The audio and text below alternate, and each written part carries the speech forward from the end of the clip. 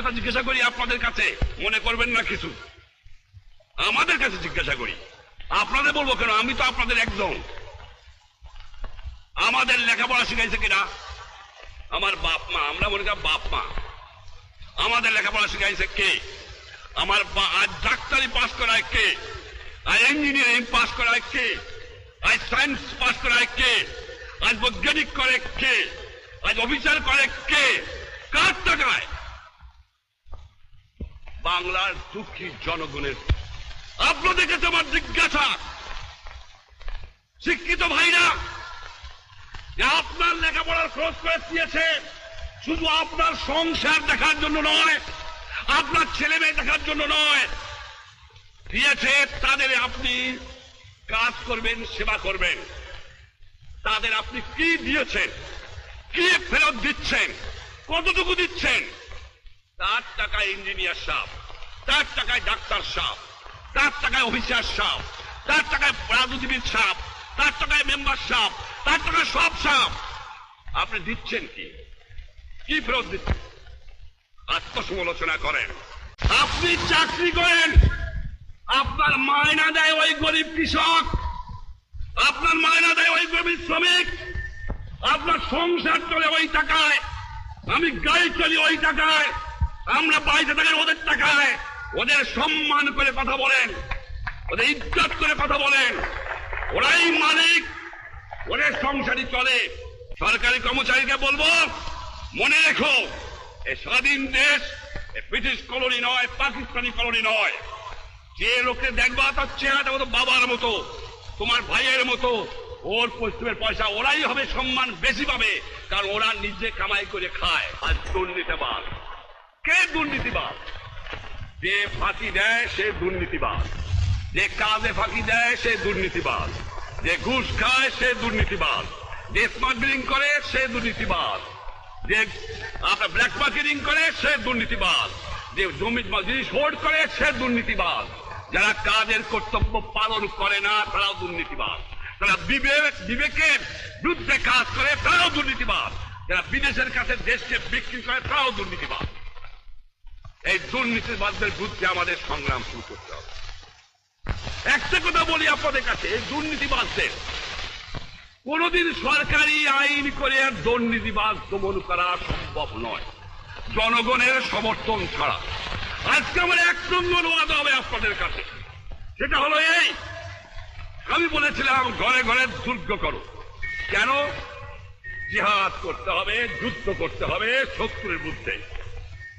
আজকে আমি বলবো বাংলার জনগণকে, এক নম্বর কাজ হবে যে দুর্নীতিবাদদের বাংলার মাটিকে উৎখাত করতে হবে। আমি আপনাদের সাহায্য চাই। কেমন করে করতে হবে? আইন চালাবো, ক্ষমা করব না, যাকে পাবো ছাড়বো না। একটা কথা আপনাদের করতে হবে, জনগণে এমন গণ আন্দোলন করতে হবে, আমি গ্রামে গ্রামে নামবো, এমন আন্দোলন করতে হবে যে ঘুষখোর, যে দুর্নীতিবাদ, যে মুনাফাখোর, যে আমার জিনিস বিদেশে চালান দেয়, তার সমাজে বয়কট করতে হবে। এই কথা মনে রাখতে হবে। গ্রামে গ্রামে মিটিং করে দেখাতে হবে ওই চোর, ওই ব্ল্যাক মার্কেটিয়ার, ওই ঘুষখোর ভয় নাই, কোনো ভয় নাই, আমি আছি, ইনশাআল্লাহ আপনার অত্যাচার করতে দেব না। কিন্তু আপনাদের গ্রামে গ্রামে আন্দোলন করে, পারে কে ছাত্র ভাইরা পারে, পারে কে যুবক ভাইরা পারে, পারে কে বুদ্ধিজীবী পারে, পারে কে জনগণ পারে, ঘরে ঘরে আপনাদের দুর্গ করতে হবে। সে দুর্গ করতে হবে এই জন্য যে দুর্নীতিবাদকে খতম করো, বাংলাদেশে দুঃখী মানুষের দুঃখ মোচন করো। এই দুর্নীতিবাদ যদি খতম করতে পারি, শতকরা 25 থেকে 30 ভাগ দুঃখ বাংলার মানুষের চলে যাবে। এত চোরের চোর, চোর কোথেকে যে পয়দা হয়েছে আমি জানি না। পাকিস্তানের সব নিয়ে গেছে, কিন্তু এই চোর টুক ফিরে গেছে আমার কাছে। এই চোর নিয়ে গেলে আমি বাঁচতাম, কিছু দালাল গেছে, কিন্তু চোর গেলে বাঁচা যাবে। শতকরা 20 জন লোক শিক্ষিত, আমরা শতকরা 20 জন, তার মধ্যে শতকরা 5 জন লোক আমরা বলতে পারি আমরা শিক্ষিত। আজকে একটা কথা প্রশ্ন আমার, এই যে দুর্নীতির কথা বললাম, আমার কৃষক দুর্নীতিবাদ না, আমার শ্রমিক না। তা কে? ঘুষ খায় কারা? স্মাগলিং করে কারা? বিদেশি এজেন্ট হয় কারা? বিদেশে টাকা চালান দেয় কারা? ভোট করে কারা? এই আমরা যারা শতকরা 5 জন শিক্ষিত লোক, এই আমাদের মধ্যে ঘুষখোর দুর্নীতিবাদ, এবং আমাদের চরিত্রের সংশোধন করতে হবে, আত্মসমালোচনা করতে হবে। এই দুর্নীতিবাদ এই শতকরা 5 জনের মধ্যে, এর বাইরে নাই। কেন নাই? আমার কৃষক দিন ভরে পরিশ্রম করে।